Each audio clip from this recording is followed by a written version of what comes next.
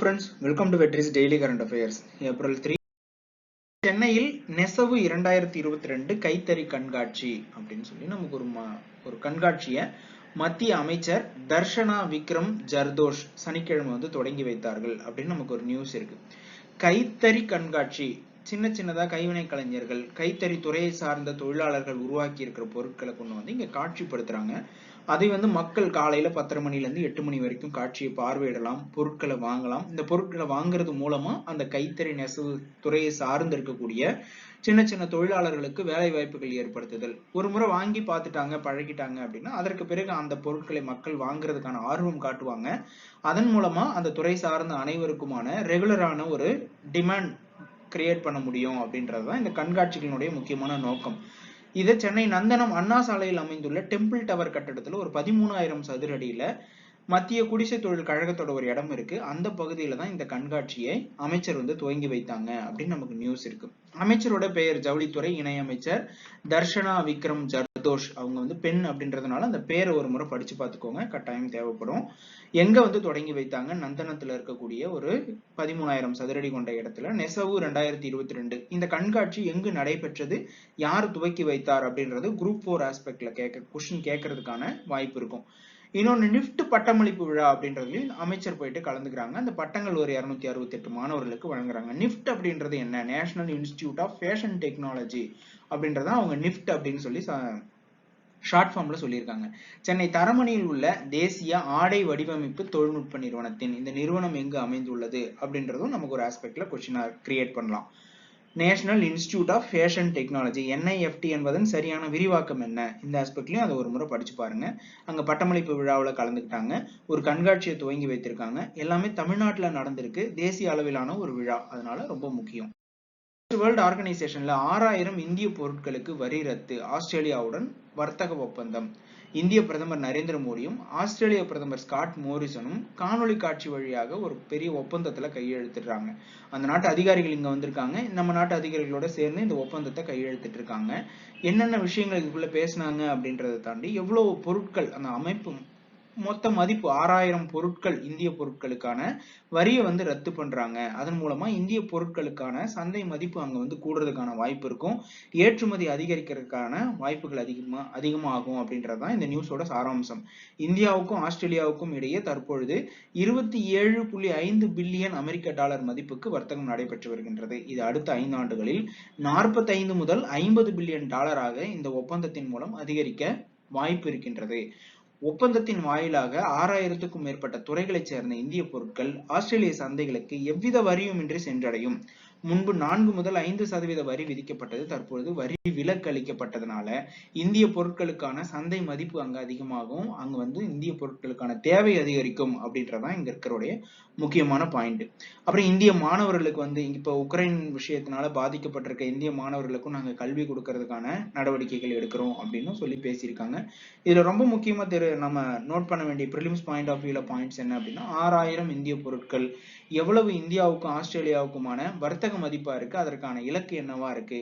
இந்திய பிரதமரோட பேர் நரேந்திர மோடி அப்படின்ற மாதிரி, ஆஸ்திரேலிய பிரதமரோட பேர் ஸ்காட் மாரிசன். ஆஸ்திரேலியாவோட நம்ம வேற எங்க ரொம்ப நெருங்கிய ரிலேஷன்ஷிப் வச்சிருக்கோம் அப்படின்னா குவாட் அப்படின்னு ஒண்ணு, குவாட்ரிலேட்டரல் சம்மிட் அப்படின்னு சொல்லக்கூடிய 4 நாடுகளுடைய கூட்டமைவு. இதற்கு முன்னாடி இந்தியா, அமெரிக்கா, ஜப்பான் ஆகிய நாடுகள் மட்டும் சேர்ந்து நடத்திட்டு இருந்த மலபார் கடற்படை கூட்டு பயிற்சியை நம்ம ஆஸ்திரேலியாவுக்கும் 2020ஆம் ஆண்டுல எக்ஸ்டெண்ட் பண்ணோம். 4 நாடுகள் சேர்ந்ததுக்கு பிறகு அது ட்ரைலேட்டரலா இருந்தது, குவாட்ரிலேட்டரலா மாறிடுச்சு, நாற்கர கூட்டமைவா மாறிடுச்சு. அதுதான் குவாட் சம்மிட் அப்படின்னு சொல்றோம்.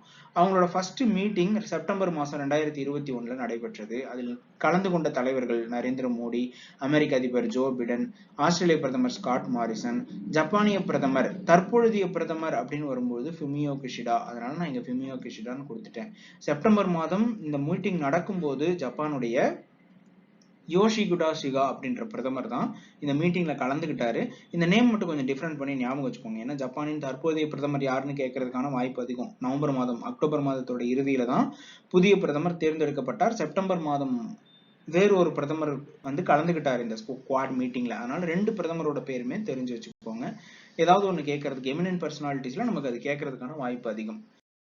Places in newsல 3101 ரயில் பெட்டிகள் தயாரிப்பு இலக்கை எட்டியது ICF இன்டகிரேட்டட் கோச்சிங் ஃபேக்டரி அப்படின்னு சொல்லக்கூடிய ICF சென்னையில பெரம்பூர்ல அமைஞ்சிருக்கு. கடந்த நிதியாண்டில் மட்டும் 3101 ரயில் பெட்டிகளை தயாரித்து சாதனை படைத்துள்ளது. தமிழ்நாட்டில் இருக்குன்றதுனாலயே நம்ம இது இன்னும் கொஞ்சம் எக்ஸ்ட்ரா தெரிஞ்சு வச்சுக்கிறது நல்லது. இந்த ரயில் பெட்டி தயாரிப்பு தொழிற்சாலை 1955ஆம் ஆண்டு முதல் 2021ஆம் ஆண்டு வரை 500க்கும் மேற்பட்ட வடிவமைப்புகளில் 60,000க்கும் அதிகமான ரயில் பெட்டிகளை தயாரித்து வந்துள்ளன. ரயில் 18 அப்படின்னு சொல்லக்கூடிய வந்தே பாரத் அதிவேக ரயிலுக்கு உலக தரத்தில் பெட்டிகள் தயாரித்து இங்கிருந்து வழங்கப்பட்டுள்ளது.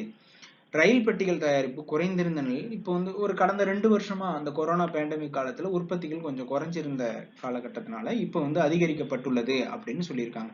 நாம இப்போ இந்த இந்தியன் ரயில்வே சார்பில் எங்கெங்கெல்லாம் இந்த உற்பத்தி செய்யக்கூடிய மையங்கள் இந்தியா முழுவதும் செயல்பட்டு இருக்கு அப்படின்றத தெரிஞ்சு வச்சுக்கிறது ரொம்ப அவசியம். ஏன்னா ICF சென்னையில இருக்கு, அதிக அளவிலான உற்பத்தி நடந்துட்டு இருக்கு அப்படின்னும் போது நாம இன்னும் எந்தெந்த பகுதிகள் எல்லாம் உற்பத்தி நடைபெற்றுட்டு இருக்கு அப்படின்றத தெரிஞ்சுக்கிறதுக்கும் வாய்ப்பு அதிகம். அது கொஸ்டினா கேட்கறதுக்கான வாய்ப்பு இருக்கும். சித்தரஞ்சன் லோகோமோட்டிவ் ஒர்க்ஸ் சித்தரஞ்சன்ல இருக்கு. டீசல் லோகோமோட்டிவ் ஒர்க்ஸ் வாரணாசியில, integral coach factory Chennai, rail coach factory Kapurthala, rail wheel factory Bengaluru, diesel loco modernisation works Patiala அப்படின்ற பகுதிகள் இங்கெங்கெல்லாம் இந்திய ரயில்வேக்கான உற்பத்திகள் நடந்துட்டு இருக்கு. அங்க என்னென்ன நடந்துட்டு இருக்கு அப்படின்றதையும் அதனுடைய பேர்ல இருந்தே நம்ம புரிஞ்சுக்கலாம்.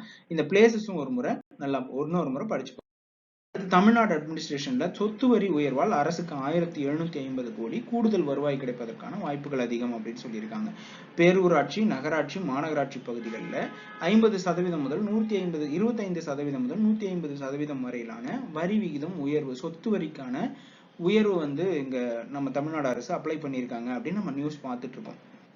அதுல இருந்து நம்ம எவ்வளவு அரசுக்கான வருவாய் அதிகரிக்கும் அப்படின்றது ரொம்ப முக்கியமான ஒரு ஆஸ்பெக்ட். அது ஒரு பாயிண்ட். இது சொத்து வரி உயர்வு நிறைய எதிர்கட்சிகள் கிரிட்டிசைஸ் பண்றாங்க அப்படின்றதுனால நம்ம என்ன பண்ணலாம், அதுல இருந்து என்னென்ன பெனிஃபிட்ஸ் இருக்கு அப்படின்ற ஆஸ்பெக்ட்ல மட்டும்தான் நம்ம இதை எக்ஸாம் பாயிண்ட் ஆஃப் வியூல பார்க்கணும். இப்போ நம்ம ஜென்ரலா என்னென்ன பார்க்குறோம், central government, state government, local government, மொத்தமா 3 கவர்மெண்ட்டுக்குமான வரி விகிதங்கள், வரி எங்கெங்கிருந்தெல்லாம் விதிக்கப்படுகின்றது அல்லது வசூல் பண்ணப்படுகின்றது. சென்ட்ரல் கவர்மெண்ட்டுக்கு income tax, excise duty, service tax, customs இதெல்லாம் அவங்களுக்கான வரி ஆதாரங்களா இருக்கு. மாநில அரசுக்கு விற்பனை வரி, வேல்யூ ஆடட் டாக்ஸ், இதைதான் நம்ம ஜிஎஸ்டிக்குள்ள ஒன்று சேர்த்துட்டோம்.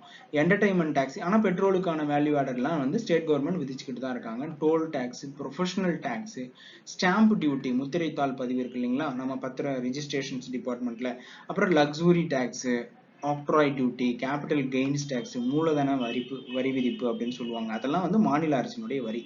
லோக்கல் கவர்மெண்ட்டுக்கு இருக்க ஒரே வரி அங்க இருக்க சொத்துக்களுக்கான வரி. அதெல்லாம் அதிகரிக்க சொல்லி நமக்கு 15வது நிதிக்குழு கொடுத்த பரிந்துரையின் அடிப்படையில் மாநில அரசுகள் இந்த சொத்து வரி விதிப்புகளை அதிகரிச்சிருக்காங்க. நெக்ஸ்ட், வேர்ல்டு ஆர்கனைசேஷன்ல நல்லுறவை மேம்படுத்த இந்திய நேபாளம் உறுதி. இங்க 2 பிளேஸ் நம்ம ரொம்ப முக்கியமா தெரிஞ்சுக்க வேண்டியது. இந்தியாவுக்கான அரசுமுறை பயணமாக நேபாள பிரதமர் ஷேர் பகதூர் தேவ்பா இந்தியாவுக்கு வந்திருக்கார். இரு நாடுகளுக்கும் இடையே ஜெயநகர் பீகார்லயும், குர்தா நேபாளம், இந்த 2 பிளேஸ்க்கு இடையே ஒரு ரயில் சேவையை 2 பேரும் சேர்ந்து துவங்கி வைத்திருக்காங்க. மின் விநியோக திட்டத்தையும் துவங்கி வைத்திருக்காங்க. இதை விட இன்னும் ரொம்ப முக்கியமானது, இந்தியாவின் ரூபே அட்டையை நேபாளத்தில் பயன்படுத்துவதற்கான வசதியும் தொடங்கி வைக்கப்பட்டது. நாம் இதுக்கு முன்னாடி என்ன பண்ணியிருந்தோம், விசா கார்டு, மாஸ்டர் கார்டு அப்படின்னா யூஸ் பண்ணிட்டு இருந்தோம். இந்தியாவிலேயே ரூபே கார்டு அப்படின்னு ஒரு கார்டை அறிமுகப்படுத்துறாங்க. இந்தியாவில் இருக்க வங்கிகள் மூலமா இது சப்ளை செய்யப்பட்டது. ஜன்தன் யோஜனா அக்கௌண்ட் ஓபன் பண்ணவங்களுக்கும் ரூபே கார்டு வழங்கப்பட்டது. இந்த ரூபே கார்டு பயன்பாட்டை நேபாளிலையும் இப்ப துவங்கி வைத்திருக்காங்க. ரயில்வே, எரிசக்தி உள்ளிட்ட துறைகளில் இந்தியாவுக்கும் நேபாளத்துக்கும் இடையிலான ஒத்துழைப்பை மேம்படுத்துவதற்காக 4 ஒப்பந்தங்களும் இங்க கையெழுத்தாயிருக்கின்றன. இதுல நம்ம இப்ப நேபாளில தொடங்கியிருக்காங்க ரூபே கார்டு அப்படின்னு தெரிஞ்சுக்கும் போது பேரலாம் இன்னொரு விஷயம், இந்த ரூபே கார்டை முதலா ஒத்துக்கிட்டு பயன்படுத்த ஆரம்பிச்ச இன்னொரு அண்டை நாடு அப்படின்னு சொன்னோம்னா பூட்டான். அதற்கு பிறகு பங்களாதேஷ்லயும் பயன்படுத்த ஆரம்பிச்சாங்க. இப்ப நேபாளில பயன்படுத்த ஆரம்பிச்சிருக்காங்க. அதுதான் நம்ம அதை கொஞ்சம் ரிமைண்ட் பண்ணி பார்த்துக்கணும். அடுத்ததான் நேபாள் அப்படின்ற நாட்டோட தலைநகரம் காத்மாண்டு. அந்த நாட்டுடைய பிரதம மந்திரியா ஷேர் பகதூர் தேவ்பா இருக்காரு. அந்த நாட்டுடைய நாணயம் Nepalese Ruby. President Bidya Devi Bhandari, அந்த நாட்டுடைய முதல் பெண் அதிபர், அவங்க குடியரசுத் தலைவர். வேர்ல்டு ஆர்கனைசேஷன்ல இந்தியா துர்க்மெனிஸ்தான் 4 ஒப்பந்தங்களில் கையொப்பம். இந்திய குடியரசுத் தலைவர் ராம்நாத் கோவிந்த் துர்க்மெனிஸ்தான் அதிபர் பெர்தி முகமதோவை சந்தித்தார். அப்போ அந்த நாட்டுடைய தலைநகரம் அஷ்காபாத் அப்படின்றத தெரிஞ்சுக்கோங்க. அந்த நாட்டுடைய நாணயம் நம்ம நேற்று தான் பார்த்தோம், துர்க்மெனிஸ் மனாட் அப்படின்னு ஒரு நாணயம். 2 நாட்டுக்குமான ஒப்பந்தம் முதல் முறையா வந்து ஒரு குடியரசுத் தலைவர், இந்திய குடியரசுத் தலைவர் துர்க்மெனிஸ்தான் நாட்டுக்கு போயிருக்காங்க அப்படின்றதுனால இது கொஞ்சம் முக்கியத்துவம் வாய்ந்தது. அப்ப கொஸ்டின் நமக்கு இந்த places in news, geographical landmark கொஸ்டின்லாம் இப்படிதான் நமக்கு கிரியேட் பண்ணுவாங்க. எப்படி கொஞ்ச நேரம் முன்னாடி நேபாளை பத்தி படிக்கிறோம், துர்க்மெனிஸ்தான் நாட்டுக்கு பயணம் பண்றதை பத்தி பாக்குறோம், உக்ரைனை பத்தி நியூஸ்ல பார்த்துட்டு இருக்கிறோம், ஆஸ்திரேலியாவை பத்தி படிக்கிறோம். அப்ப இந்த நாடுகளுடைய தலைநகரங்கள்லாம் நம்ம ஒரு முறை பார்க்கிறோம், அந்த நாட்டோட தலைவர்கள் பேர்லாம் நம்ம நியூஸ்ல பார்த்துட்டு இருக்கோம். அப்ப தலைநகரங்களை கொடுத்துட்டு மேட்ச் பண்ண சொல்லலாம், அல்லது அந்த நாட்டுடைய தலைவர்கள் பேரை கொடுத்துட்டு மேட்ச் பண்ண சொல்லலாம். அப்போ துர்க்மெனிஸ்தான் தலைவர் பெர்தி முகமதேவ், ஆஸ்திரேலிய பிரதமர் ஸ்காட் மாரிசான் நியூஸ்ல பார்த்திருக்கோம், நம்ம நேபாளுடைய அதிபர் பேரையும் பிரதமர் பேரையும் நியூஸ்ல பார்த்திருக்கோம். இதெல்லாம் இன்னொரு முறை நம்ம ரீட் பண்றது மூலயமா ஒரு கரண்ட் அஃபேர்ஸ் கொஸ்டினை நம்ம ப்ரிடிக்ட் பண்ணிட்டு போக முடியும். ஒருவேளை மேட்ச் த ஃபாலோவிங்ல கேட்டுட்டோங்க அப்படின்னா ஈஸியா ஆன்சரும் பண்ணிட முடியும். அப்படி இதை நம்ம இன்னொரு முறை படிச்சு பாருங்க.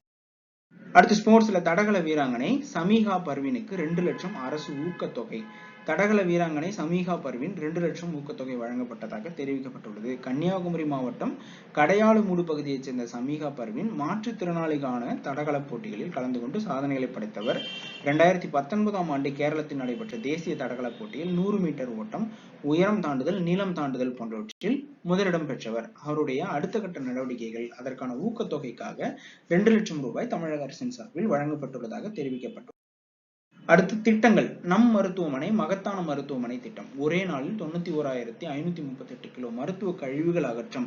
அப்ப நமக்கு கொஸ்டின் எப்படி இருக்கலாம் இதுக்குள்ள இருந்து அப்படின்னு பாத்தீங்கன்னா, எவ்வளவு கழிவுகள் அகற்றப்பட்டது அப்படின்றத தாண்டி நம் மருத்துவமனை மகத்தான மருத்துவமனை திட்டத்தின் நோக்கம் என்ன அப்படின்னு ஒரு கொஸ்டின் கேட்டுட்டு, இதன் மூலமாக வந்து வயோதிகர்களுக்கு சிகிச்சை அளிக்கப்பட்டது, கர்ப்பிணி பெண்களுக்கான சிகிச்சை அளிக்கப்பட்டது, குழந்தைகளுக்கான இதய அறுவை சிகிச்சை அளிக்கப்பட்டது, மருத்துவ கழிவுகள் அகற்றுவதற்கான திட்டம் செயல்படுத்தப்பட்டது அப்படின்னு ஆப்ஷன் கொடுக்கும்போது நமக்கு இதுல நம்ம நம் மருத்துவமனை மகத்தான மருத்துவமனை திட்டத்தின் மூலம் மருத்துவ கழிவுகள் அகற்றம் அப்படின்றதான் ஆப்ஷனா இருக்கும். அப்ப இது ஒரு கொஸ்டின் ஆஸ்பெக்ட்லயே பார்க்கும்போது அந்த திட்டத்தின் நோக்கம் என்ன அப்படின்றத கரெக்டா பார்த்துரு. டிஎன்பிஎஸ்சி தேர்வுக்கான தினசரி நடப்பு நிகழ்வுகளை உடனுக்குடன் அறிந்து கொள்ள எங்கள் சேனலை சப்ஸ்கிரைப் பண்ணுங்க.